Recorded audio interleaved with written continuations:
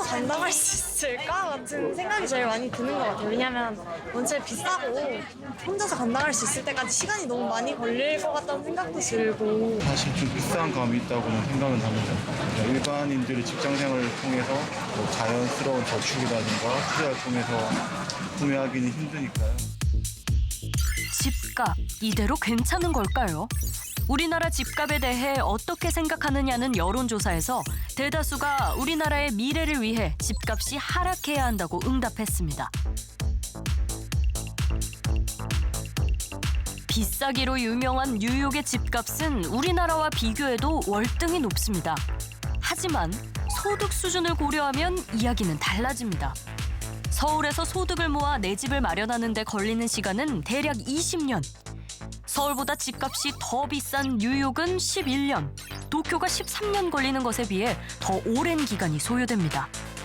소득이라고 하는 것, 특별히 이제 시장에서 그 획득한 임금 소득이라고 하는 것이 너무 초라한 거예요.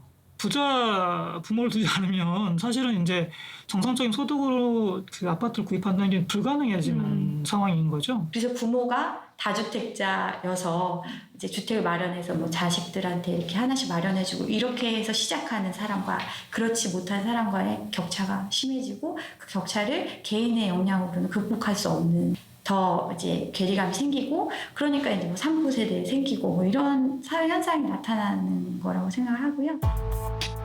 집값이 갑자기 치솟았던 2014년, 그때 무슨 일이 있었던 걸까요? 박근혜 정부는 부동산 경기 부양을 위한 정책을 펼쳤습니다. 2007년부터 시행되고 있던 민간 택지 분양가 상한제를 사실상 폐지합니다. 이후 재건축 사업이익의 일정 금액을 환수하는 재건축 초과 이익 환수제를 유예하고 대출을 쉽게 받을 수 있게 해서 주택을 구입할 때의 부담을 덜어줬습니다.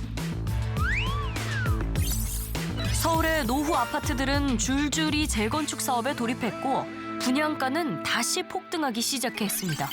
투기 세력의 출현은 어쩌면 예견된 것이었죠.